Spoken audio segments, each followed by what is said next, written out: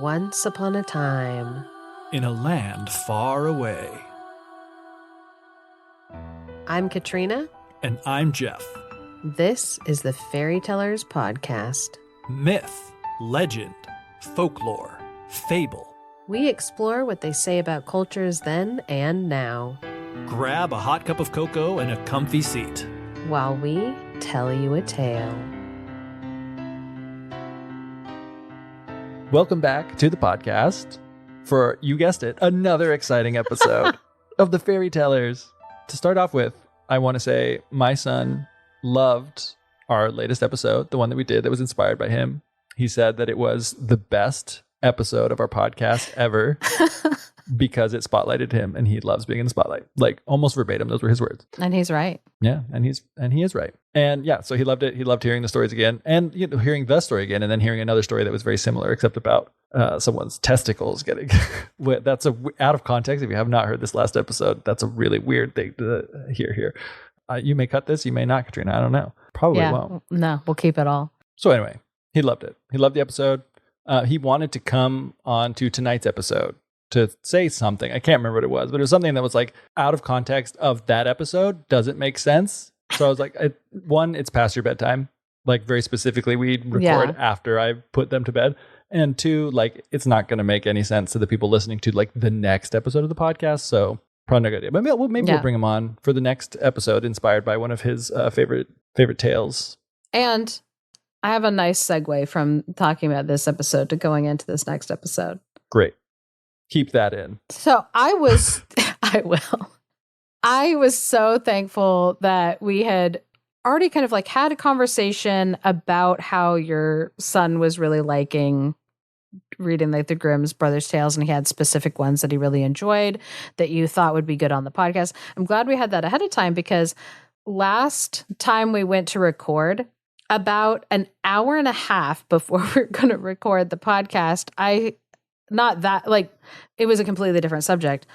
I had a realization that I wanted to do a completely different podcast episode first ahead of time, where I was like, I know that I want to talk about the second chapter of Spectres of the Marvelous and the racism or the type of racism that can be seen in Madame Delanois's fairy tales. But then I realized, but first, before I launch into that topic, that big, heavy topic, I want to talk more about French salons. And to do that, I want to get a story by Charles Perrault and his niece and show the two of those tales like side by side. I just have to find a copy of hers. So it's like an hour before Geoff and I are going to record a podcast. And I am frantically searching the internet for an obscure Solonaire's story, like a specific story, but all I can find is that story in French. And Geoff got on the phone with me while I was like frantically searching for it, and he heard me utter the wildest prayer to Jack Zipes. And there was like part of me that like wished that it had been recorded, because it seriously was probably like just like the most sad, like painful plea to like the internet and the world. Yeah, it was the type of prayer said in the deepest desperation, like an atheist's prayer in their most desperate moments. Yeah. Like before that moment, if you had asked if you believed in the divine power, if I had asked you if you believed in the divine power of Jack Zipes, you'd have said no. Yeah. But in your moment of need, who did you reach out to in heartfelt prayer? Prayer and supplication. My Lord and Savior Jack Zipes. I'm trying to remember what exactly it was, because I feel like it was something along the lines of, "Oh, Jack Zipes, please help me." And because I needed a translation of this story in English, and you know what? It took a week, but Jack Zipes heard and answered my prayer. Just kidding. I found the collection of tales selected and edited by Jack Zipes that contained the English version of the story, and I had to have the book shipped to me. So Yeah, Jack Zipes helps those that help themselves. Oh, man. But if people are interested, the book is The Great Fairy Tale Tradition from Straparola and Basile to the Brothers Grimm. And what is incredible about this book, besides being divinely made by Jack Zipes, is that the way that it is like ordered and constructed is basically by tale type and then in chronological order of when the story was published and written. So, like, for example, so they have Beastly Born Heroes. They have Straparola's The Pig Prince, Mary Catherine Delanois, The Wild Boar, and then there's also The Pig Prince by Henriette Julie de Murat, and then Jacob and William Grimm's Hans, My Hedgehog. And that way you can kind of look at the progression of the stories from basically the 1500s to the 1800s, which is very, very useful if you are a person like me. And what's great is even though in the title by Jack Zipes, he doesn't include any of the female authors' names, the book itself contains a lot of the stories by the Solonaires. And I'll talk in a second about what Solonaires are, because people are probably like, you keep saying that and I don't know what the crap it means. Because it's a French word for people, specifically the ladies of the French salons. So let's get into it. Let's. People are probably wondering, Katrina, French salons, what's going on? What are they? I know I'm wondering, because we have had conversations about it, kind of like, and as far as it pertains to like what we're going to talk about today, I kind of know a little bit, but like I could know more. Yeah. I would like to know more. As could we all. Tell me more. I will, because you asked so nicely. So basically, and it is going to be very basically, because truly there are entire courses of study, college level courses of study. You can get a PhD in French salons and even have it be French salons 1690 philosophy. And Right. That's the thing. And have it broken down, because basically what the salons are is in early modern France in the 1600s, I believe toward the middle to late 1600s, during Louis XIV, salons became like this very, very big social thing that would go on, where people would meet at someone's house, palace, frankly, at a palace, at the Louvre, like places like that. Because in my head, I always forget that the Louvre used to be like one of the like royal residencies of the king. I don't know if I ever knew that before this moment, which it makes sense. Yeah. That's what, luckily, a lot of buildings, like this way kind of throughout Europe, there are a lot of buildings that used to be palaces and stuff that then got turned into museums or places that could be used for like the public, which I think is incredible. Yeah. I mean, people just had to start chopping people's heads off that lived in those places in order to be like, you know what? Maybe we should let people be able to enjoy these opulent spaces as well. Yes, absolutely correct. They did have to chop a lot of people. More people would do well to remember that. But before they were chopping off heads in that country, it was there was a lot during this time, different countries that were having, because I feel like there was a time when one of the like princesses of Sweden for a while was like living nearby, because there was like similar things like going on. But this was the time period in France before those heads rolled. But Louis XIV, during that time period, there was still a lot very strict divisions between people. So people were very split up socially at the time in France, where you were either like in the context of the three estates, you had the first estate, which was clergy. So religious leaders, they had a lot of power and influence. They were very separate from the second estate, nobility, not as separate as you would like, because the like royalty was, there was a lot of back and forth of like power and control and like who really was in charge, a lot of like maneuvering and all that stuff. But you had like all of the aristocracy. And so if you were royal, if you were a duke, a count, I'm a vice count. I'm trying to remember all of the different types of Bridgertons there are. I'm like, who did all the Bridgertons marry? The Marquis. Oh, yes, Marquis. That is an important one because I found out Marquises, no, it's not.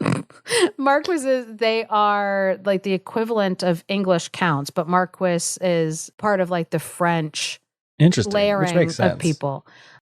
And like, here's the thing. Mm-hmm. I would say Marquis, right? And that's how the French would say it. I just feel like British people have a strange thing about like refusing to. They can speak French because of proximity. Mm-hmm.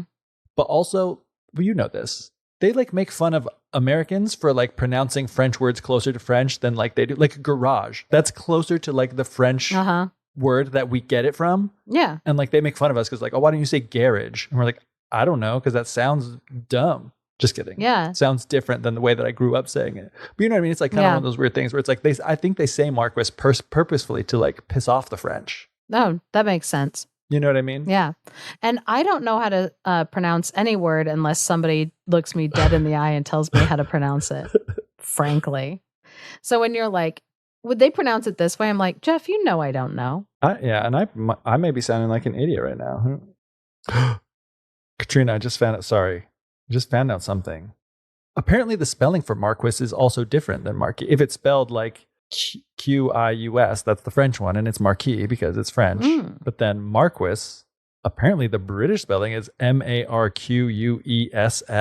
You know I can't see words spelled out loud in my mind. Anyway, I'm just so confused that it's like it's actually a different thing. So there you go. I'm sorry. I apologize to all people of British ancestry and their descendants henceforth. Wow. You're apologizing in perpetuity. Anyway, so back to the estates. We have also, after like the second estate, nobility, we have the third estate, which is the commoners. It is the largest group. Anytime you have a pyramid of hierarchy, the bottom is always the largest group of people. And we can think about some of the stories that we've like talked about on this podcast because they follow this idea of placement of people like within a hierarchy, which we'll talk about. That a lot of that stems from the tales that were being talked about during this time period of the French salons. But those people who are like the commoners, it's like from wealthy merchants who, yes, were a little bit higher up in that third estate, but they were not nobility. And that was always an important distinction. And so the like bourgeoisie, so it's like the wealthier end, but then you have peasants, laborers, you have farmers, including like soldiers. Most of people who are being taxed, these were the people that were being taxed. And the money was going up to the other two estates, which, again, moving forward into history, not that far away, is revolution. People are going to start voicing their discontent about this, and heads will roll. It becomes a problem. But it was in this kind of society where these French salons were taking place, where the nobility in that second estate were getting together and having these big intellectual conversations with each other. And like I kind of said at the beginning, where you could like get a PhD and zero in on a specific decade, a specific year, and the philosophies being talked about like on different topics.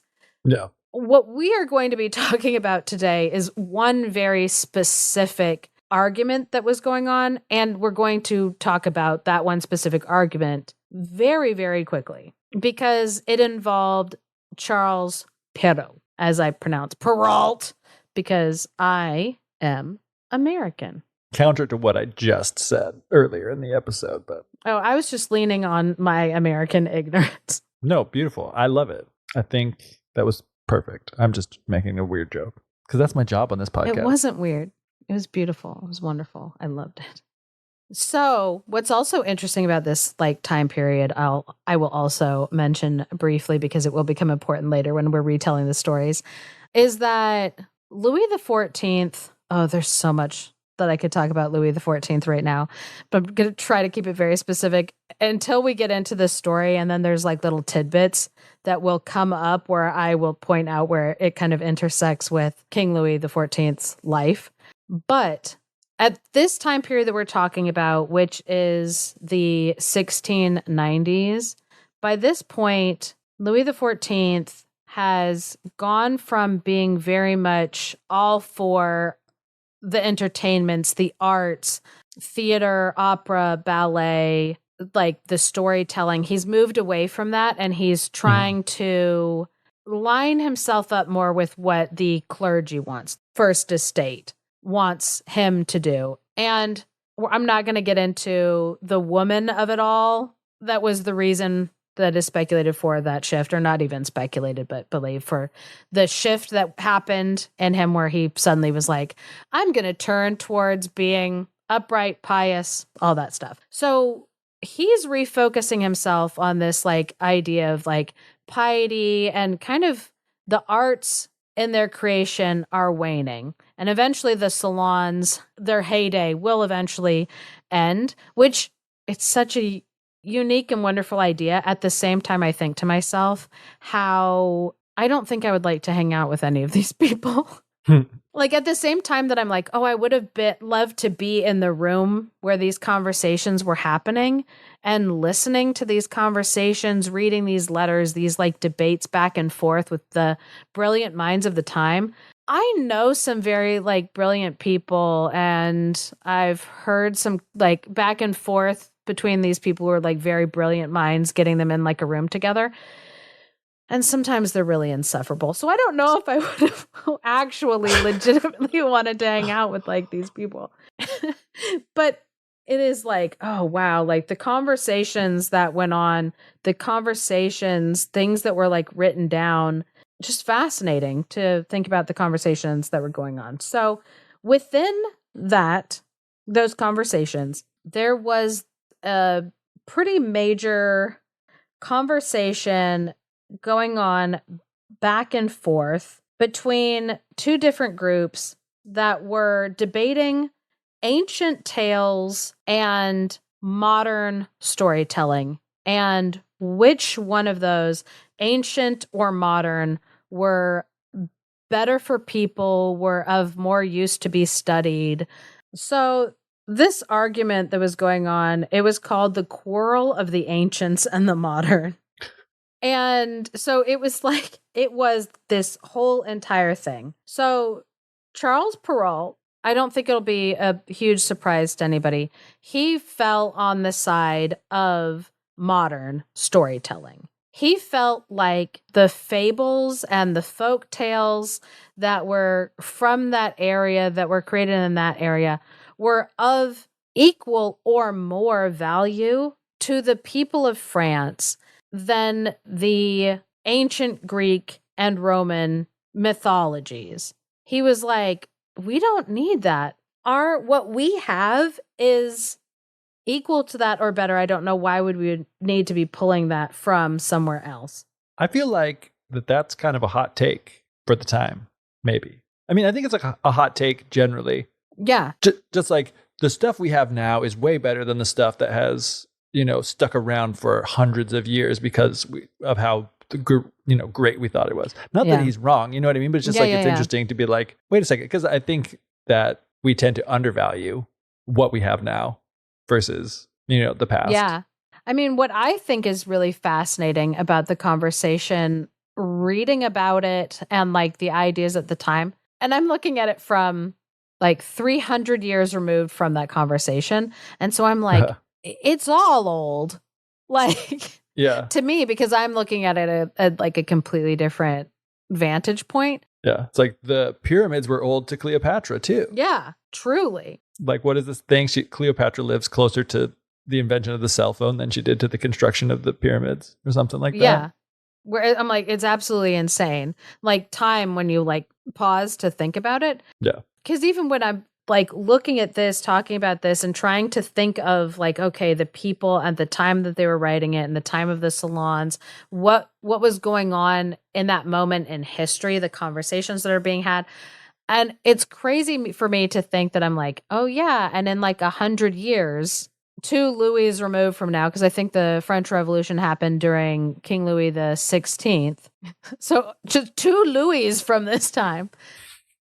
You've got revolution. Yeah. And like it's hard to think about, or even in these tales we'll see when they're talking about like once upon a time in a land far away, except that the way that the kingdom is organized and the way the government is organized is exactly like how it is organized at the time that they were telling the story. But to us, it's nothing like, it really does feel like a long time ago. You know what? That's something I've never thought about before. And that's super interesting. Oh, yeah. That when they were telling the story, it's as if it was happening in a kingdom almost exactly like their own. Yeah.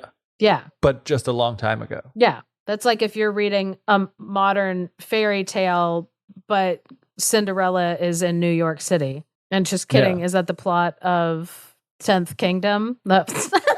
Just yeah, kidding. pretty much. I mean, that's 10th Kingdom is different because they fall into a kingdom. That's a lot more. Yeah. But I mean, I thought where you go is like, isn't that the plot of like, there are modern day Cinderella retellings that are like Cinderella in New York or whatever. Like, yeah, it's interesting. You know what else is interesting? This is the opposite direction, but we did that one episode where there was like the Princess of West Virginia and stuff like that, where like they took a political system that never existed in these places. Yeah. And did not exist for the people that were like making up these stories, but existed in fairy tales and other stuff. So in order to make the fairy tales and things about that time, they like went anachronistic in like the other direction. It was like the Princess of Ohio, and we're like, what in the world is going on in this story? It's like absolutely bonkers. This is amazing. Anyway. Yeah. But yeah, thinking about time, it's really, really complicated. I'm trying to remember who said the quote that was like, the distant past is a foreign country, something like that. I probably butchered the quote, but it is this like, oh, how do I understand where this person is coming from? Because I don't live in the time period that they lived. And so trying to like get into that time period, like imagining the conversation that Charles Perrault was like having about like, no, fairy tales are important. And I have a quote from Charles Perrault translated into English.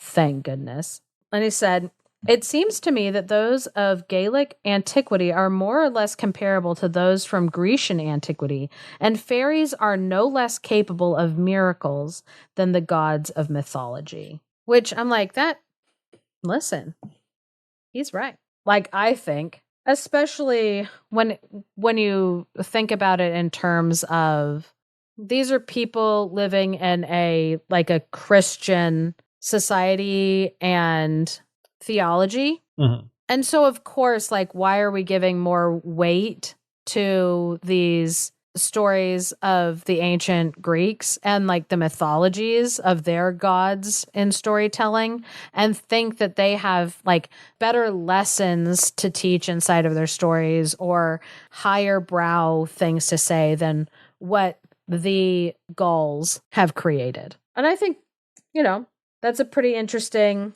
take. For me personally, I'm kind of like, I don't see why it has to be like an either or type of thing. But I don't have a PhD in this particular argument that they're having. So that might be some of it.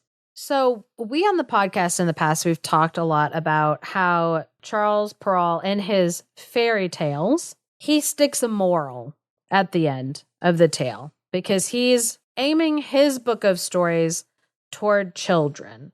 And his writing style, he also was trying to preserve, even though like falsely, but he wanted to kind of mimic the sound of the everyday person, somebody who is in the bourgeoisie, somebody who was a peasant. He was like, oh, here's how they would talk, and like what their kind of stories around the fire would look like, which is why he came up with this image of Mother Goose, where you've got an old woman sitting around the fire with small children telling tales, because he very much wanted to evoke this idea of these stories are of the people and they're better for the people than what all of the very rich nobility are being taught in their Latin classes and their like ancient language courses and classes, and what these people have, these salt of the earth people, like this is it's gold that's worth having, which I don't fully disagree with him that like that's worth having, and that because obviously I don't disagree with him.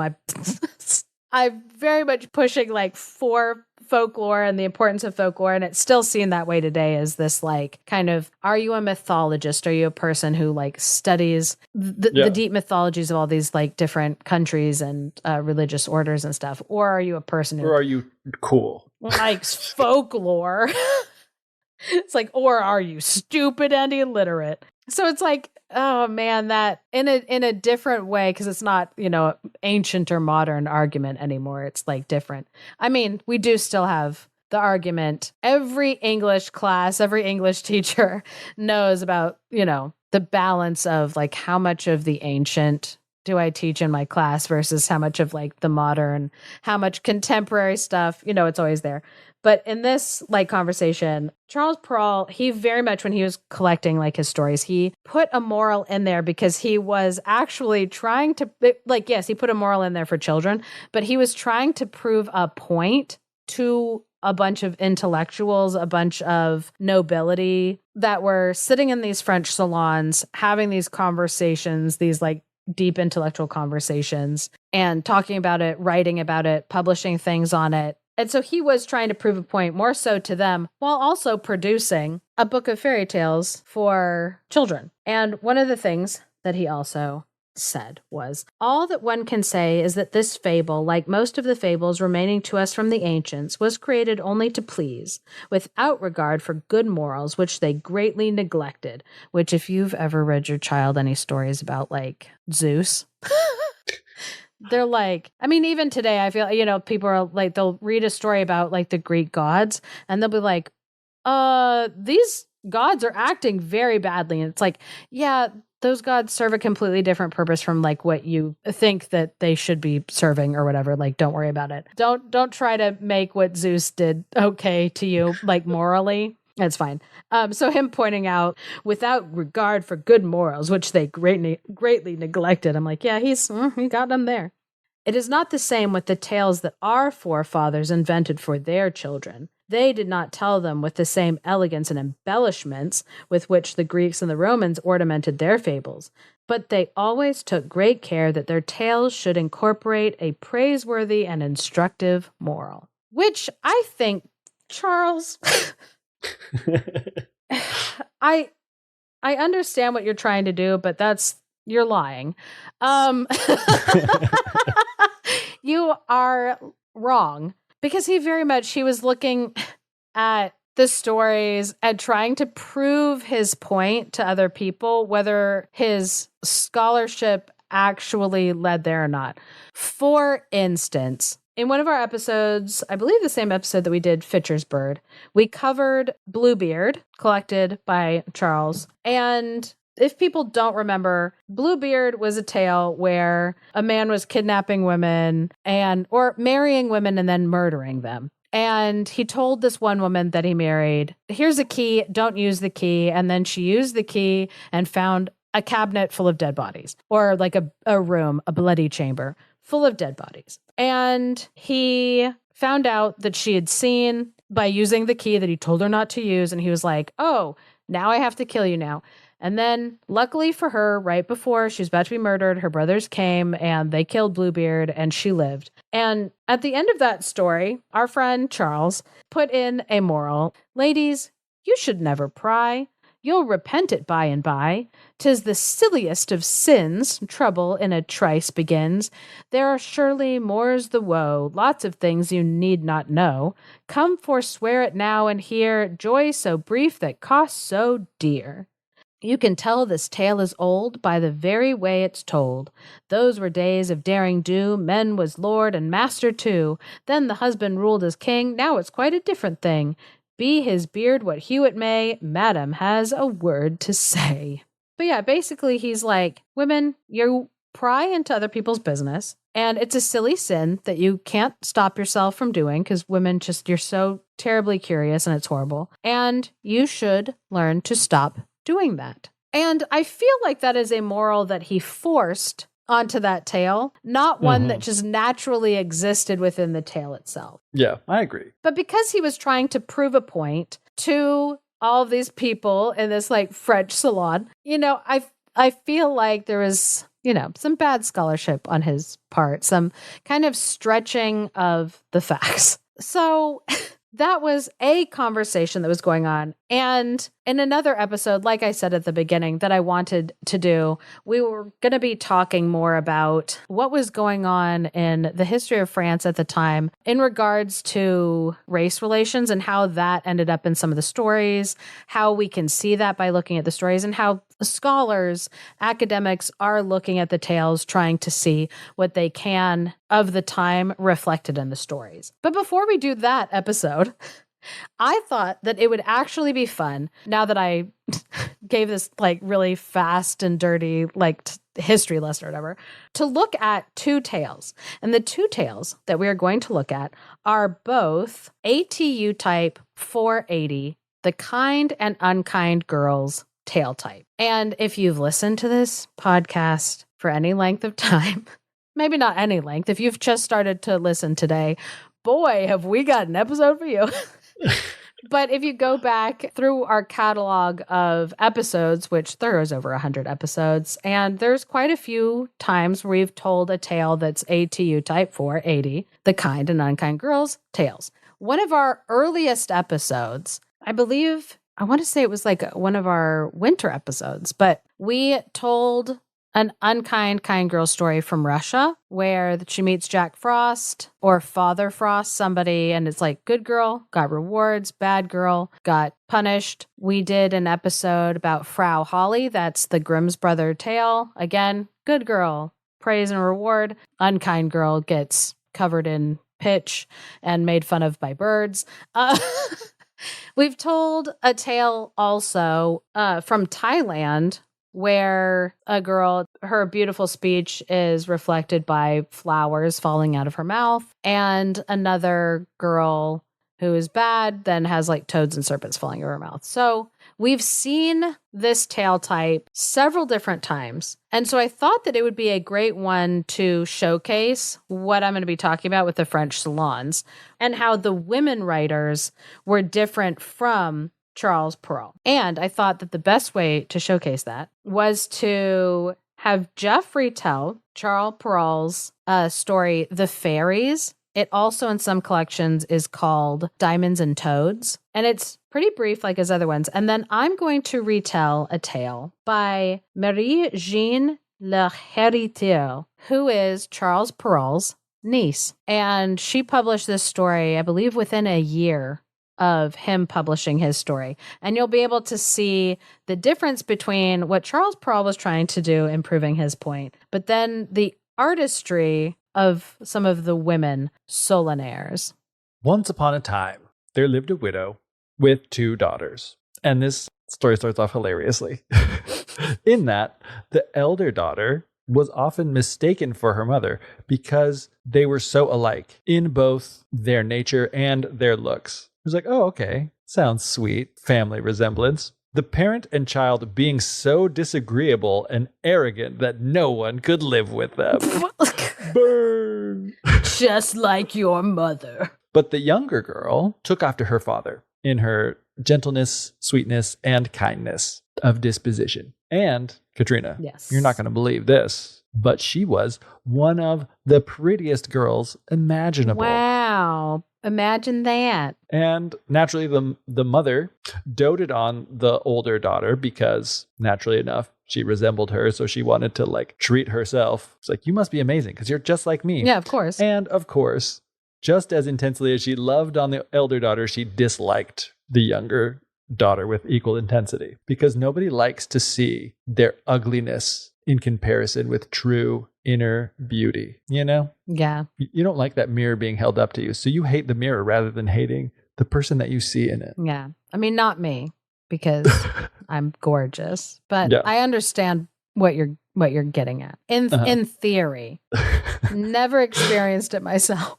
So anyway, because she disliked the younger daughter, she made her live in the kitchen and work hard from morning until night. And so one of the younger daughter's duties was that she had to go twice a day to draw water from the well, which was did I say well? No, it wasn't a well. It was a spring. And this spring was a good half mile or more away. So she had to bring water back in a large pitcher. So it was like, twice a day. That's a 1 mile round trip water fill up. She was doing twice a day, 2 miles a day minimum. Yeah. This girl was getting it. She's getting her steps in. The half mile back, she's always holding a bunch of water. Heavier. Yeah. I bet you her arms were like ripped. Yeah, she was swole. Whoa.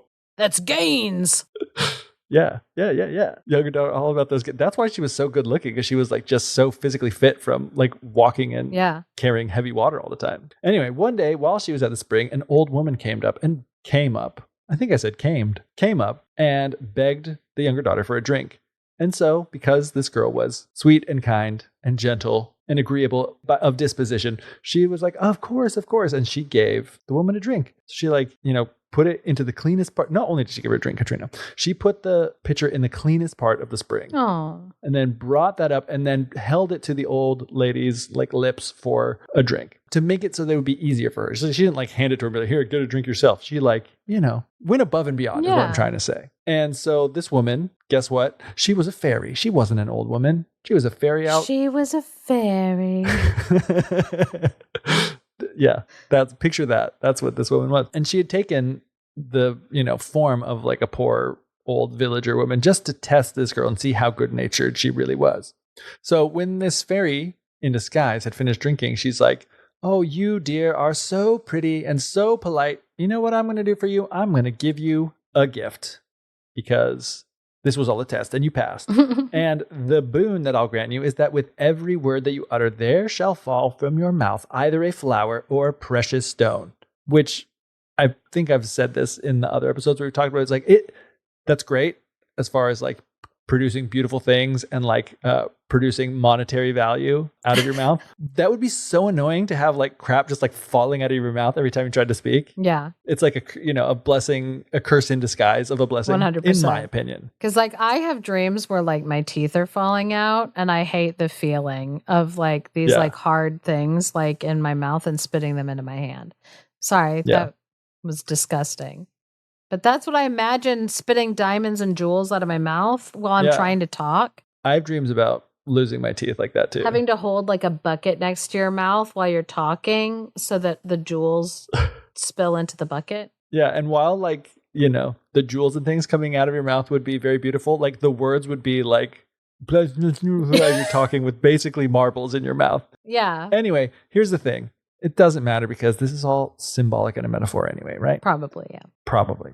We're not meant to interpret the text literally. Yes. Anyway, okay, so when the girl got home, she was scolded by her mom, of course, because she took so long, because she stopped to help an old lady get a drink. And the younger girl was like, apologize. She said, I'm sorry I took so long. I had to stop and help a woman. And as she's like talking and telling this story, like 3 roses, 3 pearls, and 3 diamonds fall out of her mouth. Ooh. And this was even before she was telling the story of what happened. She was just saying that she was sorry. And so the mother's like, wait, what is this? Are there pearls and diamonds and all sorts of crap falling out of your mouth? What does this mean, dear daughter? She says. And in parentheses, this was the first time she had ever addressed her daughter so affectionately because she wanted some of that coin that was falling out. And so the child, the younger daughter, told her the story of what had happened. And as she was speaking, scattered diamonds left and right. And so This was like a line that I'll just say it. So then the mother responds like, really? Said her mother. I must send my own child there. Which is like, wait a second. They're both your children. Yeah. Your preferred child. You know, it's just like that line kind of like, I don't know, hit me more than maybe. You know what I mean? It was like, it was in its simplicity. Yeah. So biting. Anyway, so she calls the daughter, and also this daughter gets a name that I can't really say. Fanchon. Fanchon. Fanchon. Fanchon. No, I don't know. Yeah, there you go. So she's like, oh, come here, Fanchon. Look what comes out of your sister's mouth when she speaks. Wouldn't you like to be able to do the same thing? So all you have to do is you have to go to the spring, draw some water, and then when a poor woman there asks you for a drink, you give it to her very nicely. And so this like horrible girl. So the girl's like, oh, really? You want me to go? And the mom's like, yeah, go right now. Go, girl. Get going. And so actually, even though this girl is about to go and get all sorts, diamonds and things coming out of her mouth, she's like, goes along very sulkily, it says, with the best silver pitcher that they had in the house.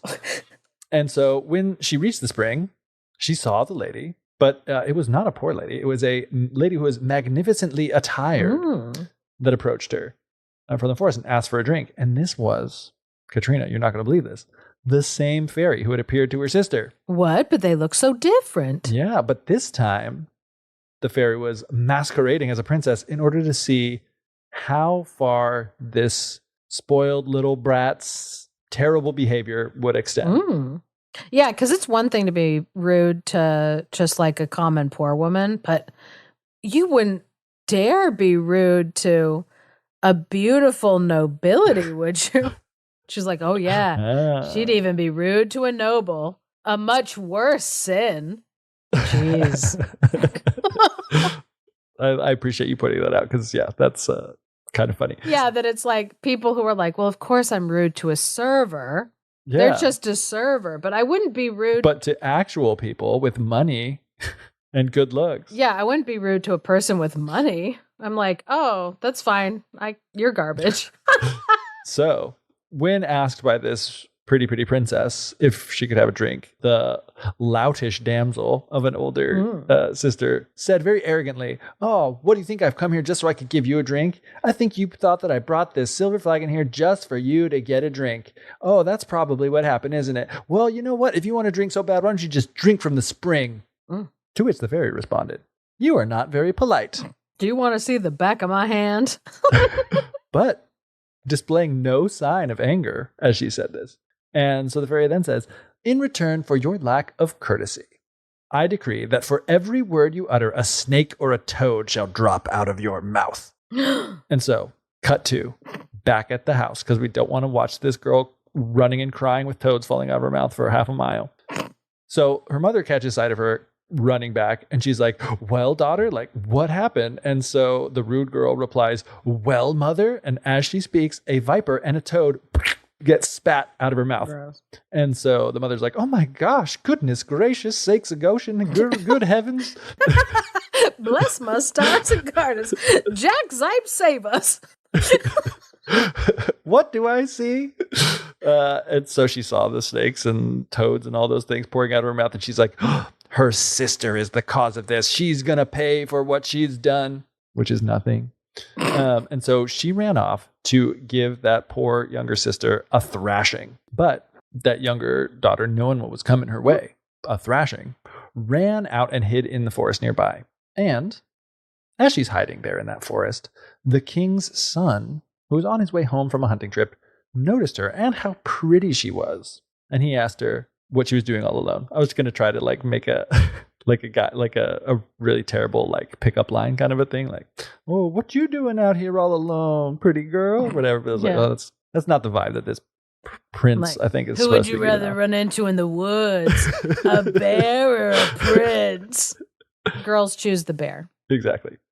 Yeah. So anyway, he also inquired as to what she was crying about, because she was crying and upset that her mother was about to beat her for something she didn't do. And she tells the prince this. She's like, oh, I'm crying, she says, crying, because my mom has driven me away from the house. She's going to beat me. And as she said this to the prince, 4 or 5 pearls and just as many diamonds fell from her mouth. And so the prince is like, wait a second, this is not something that I normally see. So he's like, wait, what is going on here? Tell me how this came about that you are spitting out pearls and diamonds and things like that. And so he asked her to tell him the story, and she told him the whole story. And during the course of this, the king's son fell in love with her. Of course. I'm sure for her personality and not the vast wealth that was pouring out of her mouth every time she spoke. Yeah.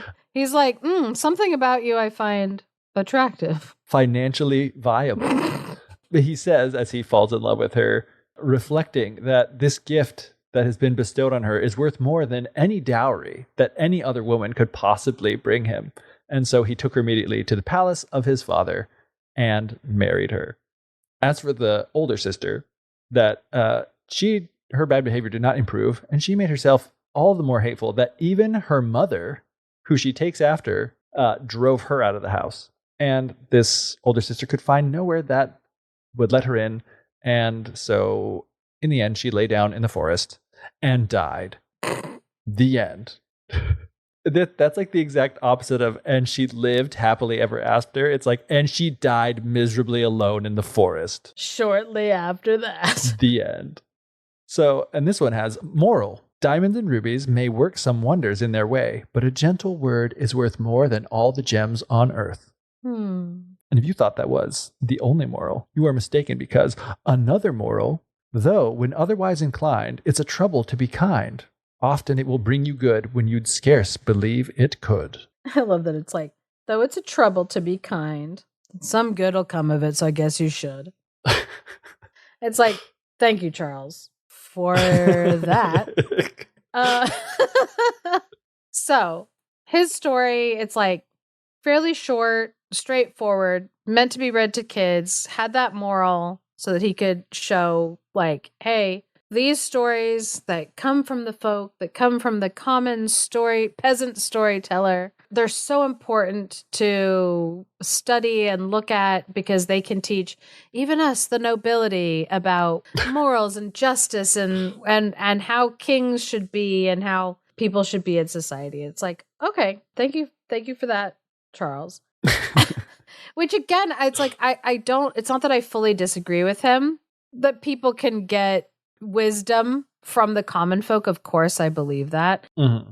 There's a lot of storytelling tradition that we've, when we did the 1001 Nights, we talked about the other ancient books of tales that influenced the 1001 Nights, that stemmed from types of writing that were supposed to be advice for kings, or like the school of the princes, books that were meant to be read by like nobility, meant to be read by whatever the ruling class of that area was, to teach the kids and the, people who are rising up to be leaders, what a good leader would look like. So like, he's right in that, these stories do have morals, but sometimes he'll force a moral onto what's just a really funny story, or like a fun story, or, it's just he'll just force a moral onto a tale when it doesn't necessarily go or need to be there. We have talked about, like on previous podcasts, the kind and the unkind girls story. It is one of those tales that does lend itself very easily to a moral, and it points us to what people find attractive or what behaviors they wanted to see girls have. Because like when we did the one in Russia, that story, when we did that episode like 5 years ago, we talked about how not complaining about the cold, not just like being whiny and woe is me, was the thing that the King of the Frost, or Father Frost, appreciated about this girl, while the other girl was just, no matter how much she had on her, she was just whining and complaining and whining and complaining, until he was like, yeah, no, I'm cursing you. And it's funny that like those were like the things. So this story does lend itself to moralizing. And the women of the Salon were just as likely to write stories featuring these tales and sticking a little moralizing in themselves, or using the stories as vehicles to get across a message that they wanted to get across. And the way that these ladies were coming up with these stories inside of the salons, similar in how we were talking about when it came to philosophy, intellectual conversations, arguments about certain topics, that was going on in the salon. But also what was going on in the salon were people having those conversations, putting some of those conversations into stories, taking reworkings of stories, putting them together. And they were coming into the salon with parts of stories written out that they were kind of workshopping with each other. And so they were able to have almost like a writing group, people that they could come to and get live feedback about what they were writing, where they were thinking of going with the story, what the people in the room thought would be a good end to the story. And so they were coming in, doing a combination of oral storytelling and reading what they had already written down, workshopping with each other. And so for the women, the stories that they were coming up with, they were writing novels with each other, bouncing ideas off each other that way. They were having competitions with each other where they would be working from the same tale type as one another, but seeing what they each would come up with that was like slightly different from the other person, and to see who would come up with kind of like the best story that they, they would discuss amongst themselves, like what worked, what didn't, which I thought was really interesting because they did have access to Jean-Baptiste Basile. And so some of these tale types that we've seen and discussed when looking at Jean-Baptiste Basile that were like, Cinderella, Sleeping Beauty, Snow White, things like that, including there's an ATU 480 in Jean-Baptiste Basile as well, called The Three Fairies. And so, they had that to work off of. And so they could have like competitions with each other to see, working from the same tale type, who could expand it out or add to it or what have you. And it's really interesting to see these like longer form fairy tales and the kind of stuff that they added into it, showing kind of like what they valued and what they didn't value, or the message that they were, trying to like push forward. And some of these women were, it might be harder to see, but some of these women, they were very feminist for their time period, but they also, to have any of their work published at this time period in France, they had to have what they wrote be reviewed by the nobility to make sure that none of it kind of like went against the king or challenged like kingly authority. And so you do see how it's kind of like they could be showing women with a little more like autonomy. And they do have like themes of falling in love or getting to choose, the woman getting to choose what man she might want to end up with. But still they were working within the constraints of like the society that they were living in. Yeah. And so like sometimes it's kind of like harder to see how, like, wait, these are feminist stories, or like this is supposed to, what in the world? She's still doing all of this to get a man, or, whatever. She still ends up having to live, like the very heteronormative, patriarchal life cycle for a woman. But it's like this idea of a woman getting a say in who she was going to marry was a very radical thought for the time period, especially for women of the nobility. All these women knew that they were pawns, and they would be so lucky if they would get a good match, either a good match where they're marrying up and having a secure place, or heaven forbid, someone that they like. So these are all like things that you can be thinking about while you're reading a story. So I'm going to retell, all that being said, I'm going to be retelling Marie-Jeanne L'Heritier, The Enchantments of Eloquence, or The Effects of Sweetness. So she starts off, love it. During the time when there were fairies, ogres, spirits, goblins, and other phantoms of this kind in France, It's difficult to mark the specific time, but that does not matter. There was a nobleman of great esteem who passionately loved his wife. Aww. Girl, I love you. And but the aside, and this is the reason again why I cannot guess the time period. That's hilarious. Like, girl, wild. It's interesting. I don't think I fully understand, even to this day, kind of like the French, like understanding or conceptualization of like what love is or how long lasting love is. The French have this very like, I don't know. There seems to be this idea that's very foreign to me of loving deeply and passionately in a moment, but also being aware that like it's totally normal for that to fade away and leave, and for more love to be out there, or for it to be fine, no love. Like the idea of happily ever after isn't totally there in like that cultural sense. And so it's very interesting to me whenever I'm like reading something like about love, and then there's kind of this expectation that like it's briefly. Anyway, that's just an odd aside that I've been thinking about, like in relation to nobility, arranged marriages, like this culture of court mistresses and lovers, and it kind of being like, yeah, well, that's fine. It's okay. Or being like, hey, you're embarrassing me by how much you are cheating on me. It's very foreign to me. So she says also that his wife did not love him any less. So they lived happily together for 15, 16 years until the wife died, of course, as they always do. Wow. Dang it. And she left behind a daughter. That's true. So obviously they were together for like, 15, 16 years. So this daughter is somewhere in that range of age at the time when her mom died.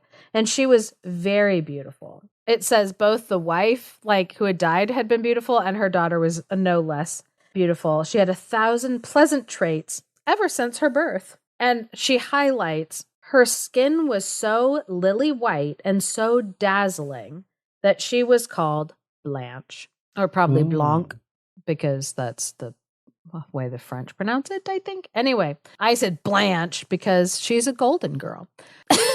Yeah, I was going to say that. I was waiting for the golden girl, the moment to be able to bring it up the golden girl. And so this is important to point out because at the time, beauty standards in France, it was white skin. Like for real, you need to have white skin, blue eyes, blonde hair. That was considered like the most beautiful. There's so much stuff written about like when Louis XIV was like looking for a wife. I think he was like 19 or 20, like when he got married. So like he wasn't terribly old, but they were trying to find him a good match. And he was really worried that the good match that they were going to have him be married to would have brown hair. Ew.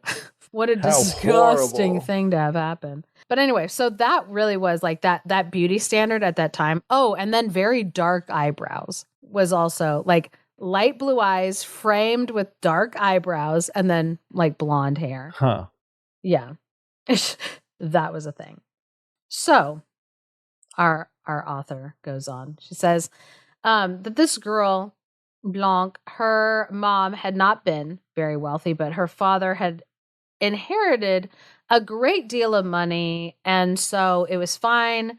They lived very comfortably like all their life, but when around the same time that his wife died, his business affairs had taken a turn for the worse, and so he did not have a whole lot of money. So his daughter also, because of like their poverty, her position, not having a dowry, was reduced. He didn't know what to do.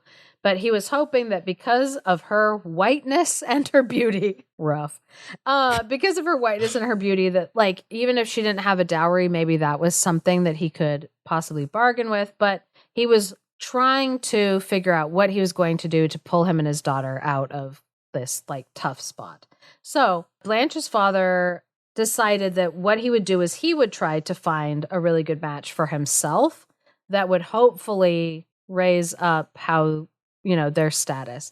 So he was able to find a woman who had a considerable amount of wealth because her husband had apparently been a financier. And so before he had died and left this woman a widow, he had gotten a vast amount of wealth. But unfortunately, this woman, it says, to be sure, they came from honorable bourgeoisie families, and they had never been divided by question of social rank. Indeed, the mother had taken great care to conserve the customs and manners of the family into which she had been born, and had given her daughter a similar education to the one that she had received, which all of that was said sassily and rudely, because hence her daughter had a rough and strong character, and her manners were unpolished. In short, mother and daughter were the most common and most rustic creatures in that society.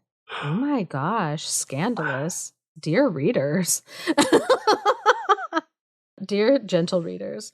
Moreover, it was easy to discern that they were extremely ambitious, but badly brought up, and they had ideas so ridiculous that they could do 100 extravagant things where one could perceive mistakes inspired by their pompous behavior and vanity. Woo! Rude. But this is when we find out that Blanc's father was a marquis.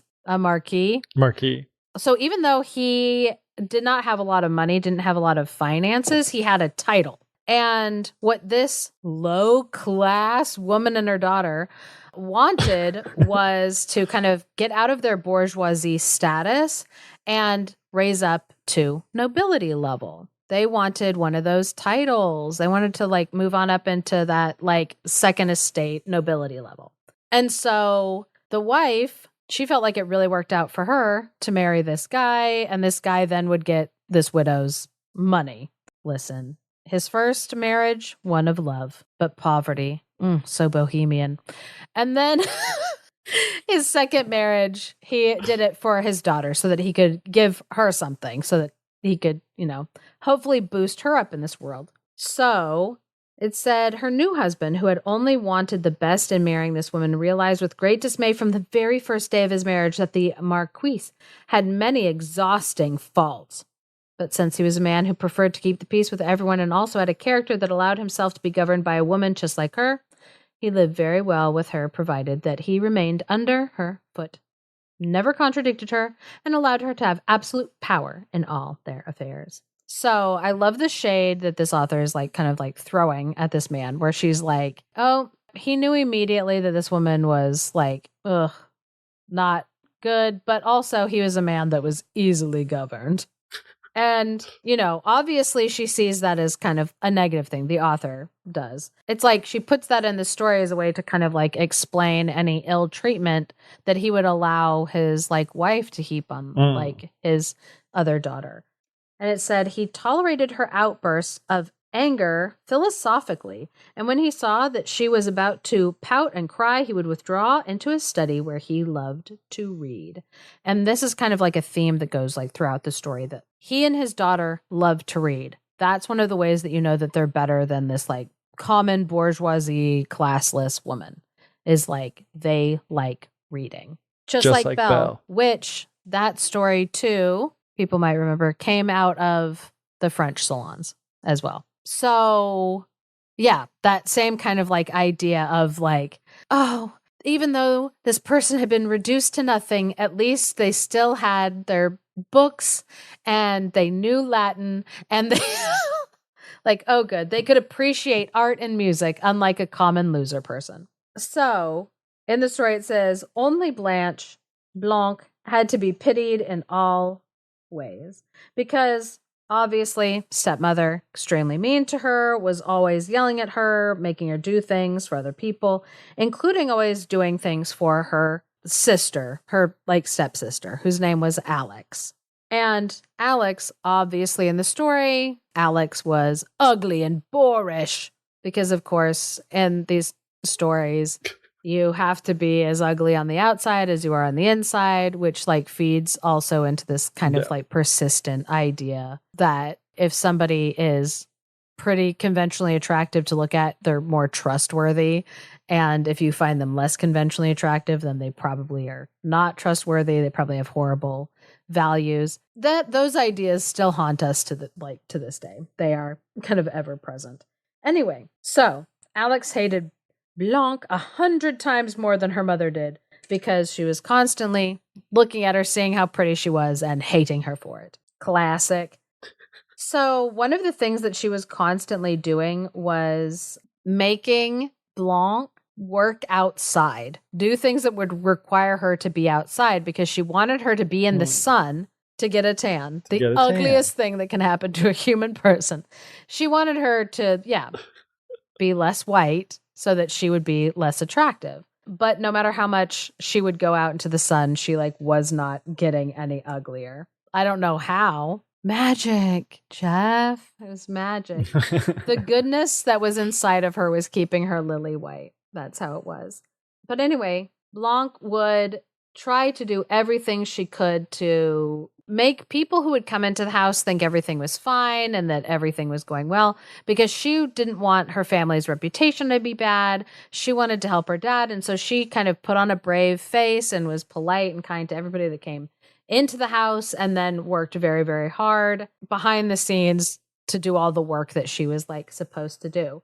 It said she performed all these things with such agility that I am sure if she lived in our times, she would know perfectly well how to smooth all the folds and dresses and would attract a large group of ladies who are always in mortal fear that the dresses are not in their proper form, no matter how much care they have given to making certain that their folds are correct. This superb ability and her good nature would attract a great number of ladies because she would do part of their grooming and she would do their hair the way she did her own. But let us drop these remarks and continue our story.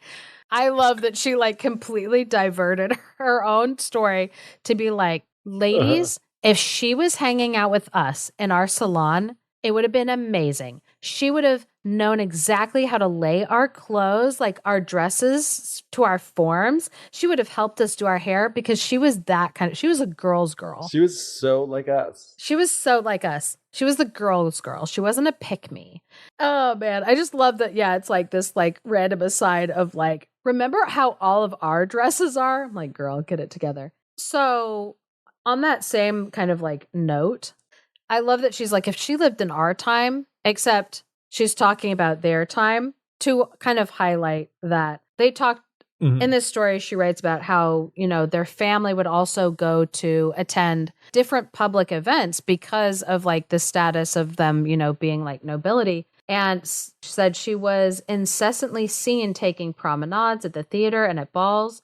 She could not stop showing off her pomp at all these places. But if she found pleasure by attracting the looks of some of the bourgeoisie people, she was more mortified to hear the pages or the musketeers who continually made some remark that revealed the truth behind her back. During that time, there were many musketeers, young officers, and other madcap fellows who had the ridiculous habit of coming and watching the women who appeared near them and making 1,000 impertinent remarks in a loud voice if they did not find the ladies as beautiful as their taste demanded. Therefore, one can judge how these flippant men exercise their fine talents by making piercing jest when they saw the repulsive figure of Alex. But what one cannot easily imagine is that she took revenge on Blanc for the insults that she received. So the musketeers are a very specific group of people at a very specific time. The musketeers as a group were in the 1600s. They were created during Louis the 13th time. So the early 1600s. And so when she's talking about this time a long far away or whatever, it's no, this author is talking about very specific things. And so when she's saying sometimes at these events, the musketeers are there and the soldiers are there and they stand around making rude comments that are so impertinent and so annoying. And why are they even here? They're not even good like us and they shouldn't even be looking at us. And it's okay, sweetie, I'm really going to need you to focus up. But again, they were writing these stories for the other nobility and the other women. So other women would read that and be like, oh my gosh, yeah, musketeers, they're totally like that.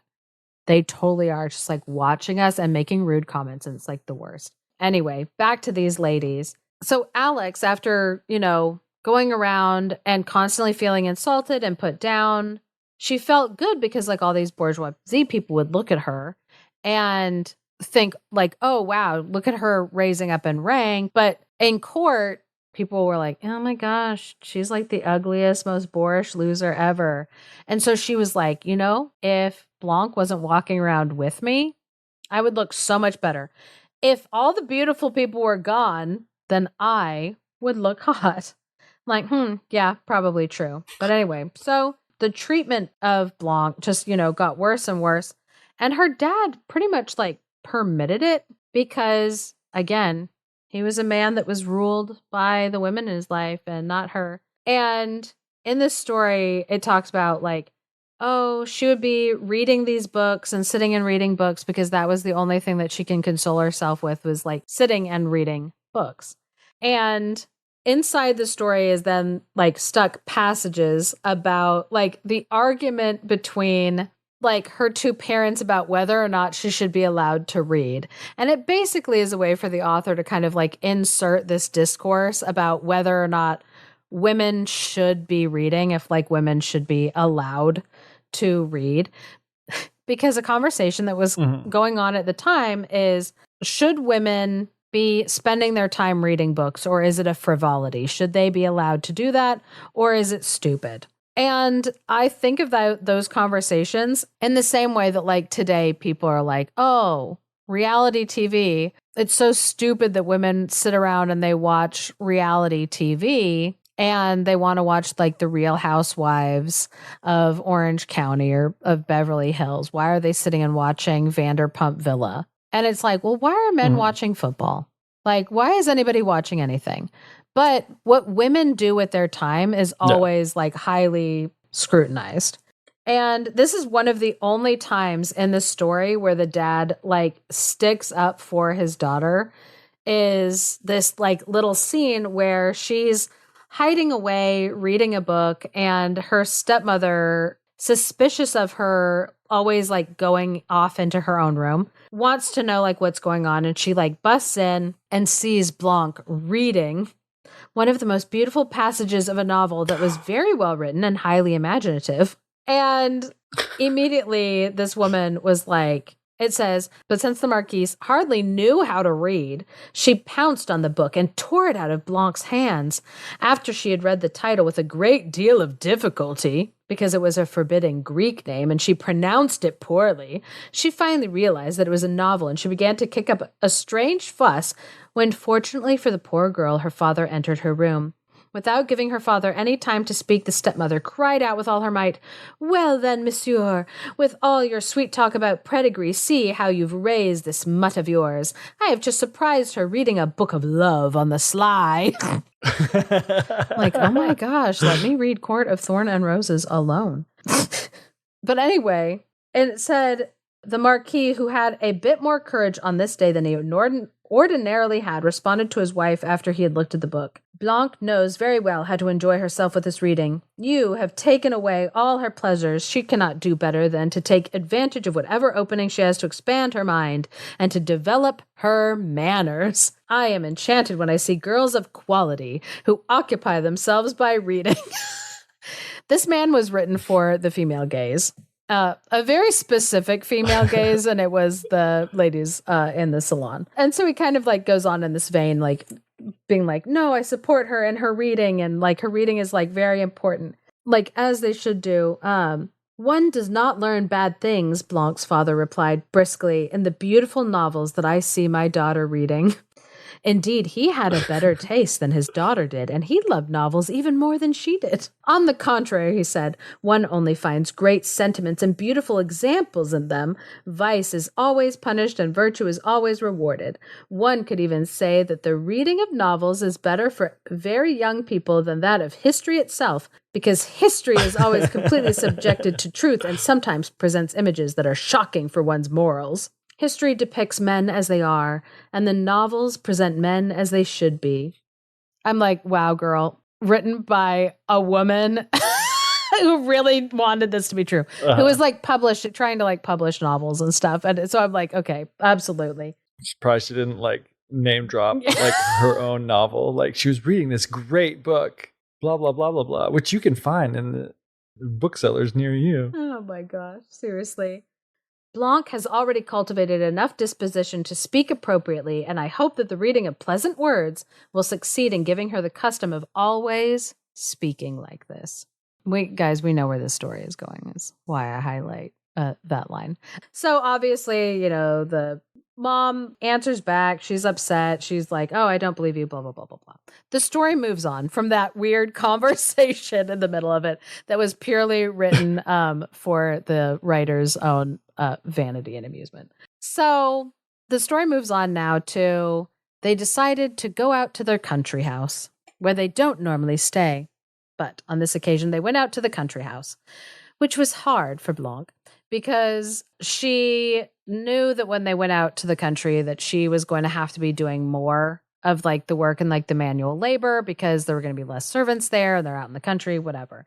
But also it was a nice change of pace from constantly kind of like having to put on like a front and a show for like all these people. So she had to go out every day to a fountain that was quite a distance from the house so that she could, get the water that they needed. Blanc was accustomed to being patient, and she undertook this repugnant task, as she usually did, with great equanimity.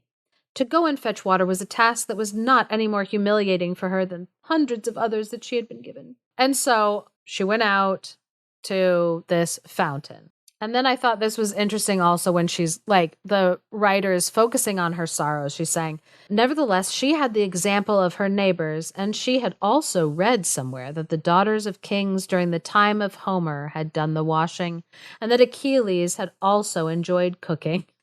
It's like that kind of weird focus back on like, the scholarly stuff that the author also is like, yeah, I'm aware of like Greek history. I'm aware of like Greek stories and like the epics and whatnot. So she's like throwing stuff like that in there. So she was out fetching water, which again, her stepmother was really happy to send her out to go do because she was going to be out in the country sun, hopefully getting darker. And the longer they were out there, like it just wasn't happening. It was like really frustrating her that she just would not get darker. But she was also hoping when she sent her out to the fountain, because it was so far away and really close in proximity to the woods, she was hoping that maybe, a wild boar or something would gore her, kill her, maim her in some way, and that she would never come back. So this one day when she went out to get the water from the well, a ferocious wild boar rushed towards her. And at first it didn't look like it was being pursued by anyone. She thought that this wild beast was just heading right towards her to attack her. And so she was frightened. But she was not so frightened that she did not think to save herself. And so she quickly managed to get to some bushes to get out of the way and like hide from this wild boar when suddenly she felt a blow on her shoulder that knocked her to the ground. And at first she thought that it was the boar that had hit her, but the boar just like raced past her out back into like the forest hiding. And she was trying to get back up, but she had this like horrible pain in her shoulder. And she was like trying to like get out of a bush, was in horrible pain, didn't know what to do. And she hears somebody cry out, "What, beautiful child? Oh no, it was you who I injured and not the wild boar. How unhappy I am." And Blanc like turned around and saw a young man who was like really finely dressed, and he was rushing over to her, and she like looked down and she was seeing that like blood was like pouring like out of her shoulder, like down onto her dress. But don't worry, because even the blood that she was losing was making her look even paler and more beautiful. Oh my gosh. Don't worry, everybody. She's still hot. So the hunter quickly realized that she was extremely beautiful, and he was touched by how sweet and engaging an air she had, despite the rustic nature of her clothes, and the fact that he had shot her. She was chill about it, Yeah, though, because she was being so sweet and so gently, beautifully bleeding, he was just like dazzled by this. He did not amuse himself by paying her a compliment. Rather, he was more judicious and thought about saving her right away. Wow. That was nice of him. Does he want me to clap for that? Instead of complimenting her beauty, he tried to save her life that he had put in danger by shooting her with an arrow. Wow, what a guy. I don't believe that love like that exists, Katrina. I can't imagine a man seeing such a beautiful woman that he shot and rushing to help her instead of complimenting her on her hotness. 1 in a million. Oh my gosh. Anyway, so he quickly tore a handkerchief and started to tie it to stop the blood flow.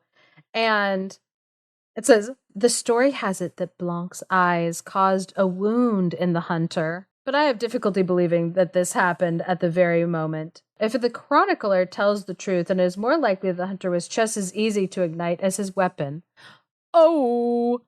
In case people didn't understand what they were saying, he just instantly fell in love with her. He just looked at her and in her eye, and his heart was immediately shot with an arrow of love. You know what I mean? But anyway, but also it sounds like if he's that easily swayed, I bet he jizzes in his pants too. Do you think I should probably cut out the part where I yelled jizzes in his pants too? I don't know. I mean, try to not have my son listen to this episode if you don't. So then what I think is really interesting that I won't get totally into is she has this several kind of paragraph aside about whether he shot her with a gun or not, because she was listen, some people who tell this story say that she got shot with a gun, but I don't think that the time when fairies existed on the earth and guns coexist at the same time period. So because this is still in the time period where fairies and ogres walk the earth, it can't possibly have shot her with a gun. And I'm like, girl, what are we doing? What conversation are we having? But I'm imagining that at some point somebody, when she was doing her Salon reading, was like, well, what did she get shot with? Probably a gun, right? And she's like, no, that's so basic. Yeah. So she's like, I've got to include this. Henrietta, shut your dumb mouth. Fairies and guns can't exist in the same time period. That's so stupid. I'm sorry for how much I'm maligning these women and their personalities as I'm reading this. But anyway, it says, however, it is true that the wound in Blanc's arm was not caused by a firearm, for a historian must always tell the truth. As far as I know, it was a dart or a javelin that the prince wanted to throw at the wild boar. But I believe that I have not told you yet that the hunter was a prince. Oh, well then, it does not matter. I shall tell you as much as I know about his genealogy. Yes, it's very, very important. No, you know what? Skip the genealogy. That's all right. So what is interesting about them talking about the genealogy, which I won't totally get into, except to say that King Louis XIV, he also has a story about him that points to him being related to the gods. That he is somehow the son of Apollo, or the great grandson or whatever, Apollo, or another mystical godlike person. And so this divine right of kings idea of oh, and just so you guys know, this man, he also has a divine past, and that's his pedigree as a prince. And so she does get into it. But anyway, all of that aside, all of the asides aside, this girl is lying there bleeding. But she's like, oh, no, sir, you know what? I don't want to bother you about this wound that I have, because she saw how upset he was at having stabbed her. Either shot her with an arrow, put a javelin through her, a dart, whatever it was. She was like, oh no, I can see that he feels really bad about it, and I don't want to embarrass him. I don't want to make him feel bad. He said, how extreme is my happiness and misfortune today. What happiness to have met such a charming person as you. What bad luck to be the cause of all your suffering. And Blanc immediately was like, you're the innocent cause of my suffering. Such a minor wound does not deserve to disturb your peace of mind. It's only a flesh wound. She's hobbling away. And he's like, if you were only an ordinary girl, I would have also been upset for having wounded you. So you must judge now that I am even more disturbed upon having found such an extraordinarily amiable person like you. He's like, oh, I would have felt bad if I'd shot anybody, but I feel real bad that I shot you because you're so beautiful and nice. So Blanc was like, no, my lord, you're being too generous. If I had been killed, it would not have been your fault. It would have been an act of destiny. Moreover, when a girl like me dies, it's not a great loss. What the heck? And it should not cause you to get upset, for your life seems to me one of the fine lives that are useful to the state. If I may also say, people of my character will gladly sacrifice our useless days to maintain your precious days that are necessary for the public welfare in your capacity as nobleman. What a suck up. Like, girl, get it together. Like, this is the saddest thing I've ever heard. He's like, oh no, I shot you. She's like, it's fine. Yikes. I liked it. Oh man. So anyway, she's like, don't upset yourself about this incident. I'm sorry that I've upset you by being shot by you. I'm just gonna go now. And so he just like lets her go. And he was very upset because he's like, oh man, because of her peasant clothes that she was wearing and how she looked and was out doing like a chore, right? Like getting like water. He just assumed she was like a villager. And so he was really surprised by like how she was speaking to him, how kind and gentle her words were towards him after he freaking shot her. And she's like actively bleeding. But he's just like, wow, she's so polite. I'm really turned on by that. And it says, this young prince was naturally very forceful, and he felt that if someone, no matter how innocent, had injured him in the way that he had just injured this beautiful girl, he would have had no regard for that person and would have revenged himself terribly against the person who had harmed him. The less he was capable of moderate behavior, the more he admired such moderation in other people. Thus, Blanc became the mistress of his soul, and this example shows the very truth of one of Quintilian's maxims. If beauty is what sets off the alarm, it is sweetness that completes the charm. Well, thank you for that. Anyway, so obviously Prince was like, oh my gosh, I need to find who this person is and like talk to her. And so he forgot about being on the hunt, which duh. He was like, oh, I don't know what happened to that wild boar. Anyway, I should figure out who this lady is. Too bad she didn't like leave a shoe or something. But he was like, oh, I need to figure out who this woman is. And truly, somehow in this story, I thought that like a scar or something would be how they knew each other or something. Like that's where my brain was like going in the story. Mm-hmm. But anyway, so he started to like ask around about her. So it says, she set out on her way, and after some difficulty, she arrived at her father's house just at the moment when they were about to send someone to see what was keeping her at the fountain so long. Her stepmother began by making a fuss, but when Blanc told her that she had had an accident and was wounded by a wild boar, and that if a passerby had not helped her, she would have died on the spot, her stepmother was obliged to be silent. So she lied, right? She was like, I mean, she was clearly injured, blood all over her, bleeding, paler.